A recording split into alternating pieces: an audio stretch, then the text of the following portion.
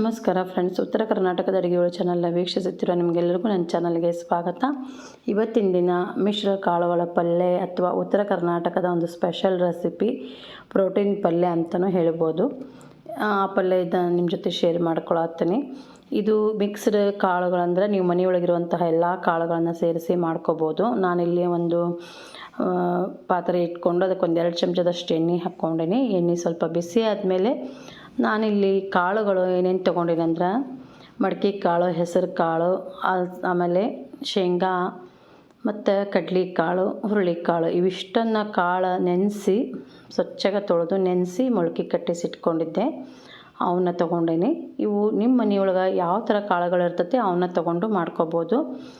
ಸ್ವಲ್ಪ ನಾವು ಹುರ್ಕೊಳ್ಬೇಕು. ಹುರಿದು ಮಾಡಿದಾಗ ಈ ಪಲ್ಯದ ರುಚಿ ಹೆಚ್ಚಿಗೆ ಅನಿಸ್ತೈತಿ.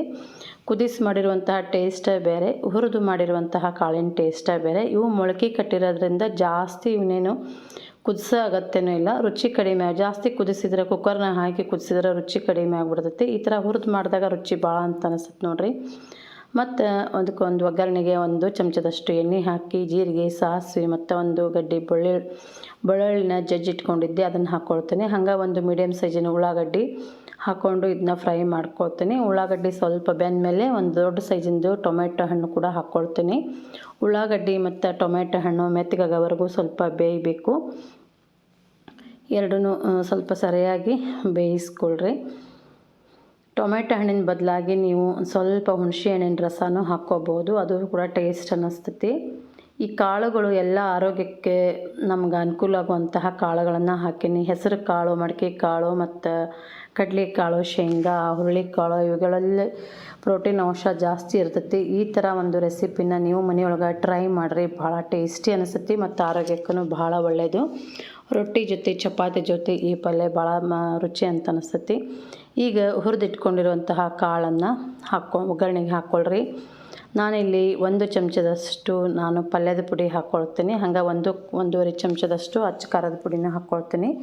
ಖಾರಕ್ಕೆ ನಿಮಗೆ ರುಚಿಗೆ ಅನುಸಾರವಾಗಿ ಹೆಚ್ಚು ಕಡಿಮೆ ಹಾಕ್ಕೋಬೋದು.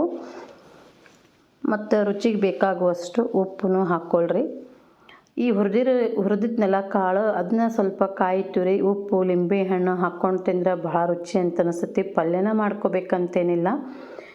ಹುರಿದಿರೋಂತಹ ಕಾಳಿಗೆ ಸ್ವಲ್ಪ ಬರೀ ಉಪ್ಪು ಹಾಕ್ಕೊಂಡು ತಿನ್ಬೋದು, ಅಥವಾ ಹಂಗೆ ತಿಂದ್ರೂ ರುಚಿ ಅಂತ ಅನಿಸುತ್ತೆ. ಅಥವಾ ಕಾಯಿ ತುರಿ ಸ್ವಲ್ಪ ಲಿಂಬೆಹಣ್ಣು ಹಾಕ್ಕೊಂಡು ತಿಂದ್ರೂ ರುಚಿ ಅಂತ ಅನಿಸ್ತೈತಿ.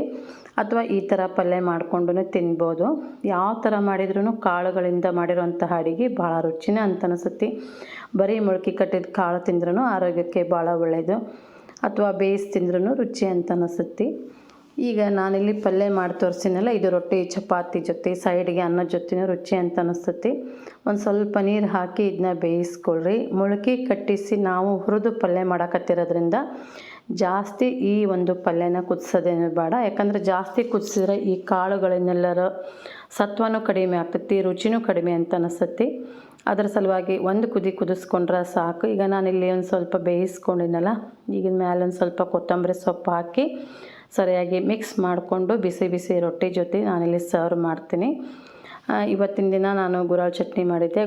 ಗುರಾಳ್ ಚಟ್ನಿ, ಮೊಸರು ಮತ್ತು ಮಿಕ್ಸ್ಡ್ ಕಾಳು ಪಲ್ಯ ಭಾಳ ರುಚಿ ಅಂತ ಅನಿಸ್ತಿತ್ತು. ಮೆತ್ತಗೆ ಬಿಸಿ ಬಿಸಿ ರೊಟ್ಟಿ, ಈ ಒಂದು ಕಾಳು ಪಲ್ಯ ಭಾಳ ಟೇಸ್ಟಿಯಾಗಿತ್ತು. ನೀವು ಟ್ರೈ ಮಾಡಿರಿ, ಹೆಂಗಿತ್ತು ಅಂತ ನನಗೆ ಕಾಮೆಂಟ್ನೊಳಗೆ ತಿಳಿಸ್ರಿ.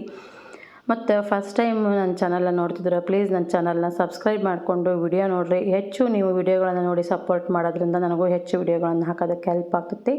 ವಿಡಿಯೋ ನೋಡಿದ್ದೆಲ್ಲರಿಗೂ ನಮಸ್ಕಾರ, ಧನ್ಯವಾದಗಳು.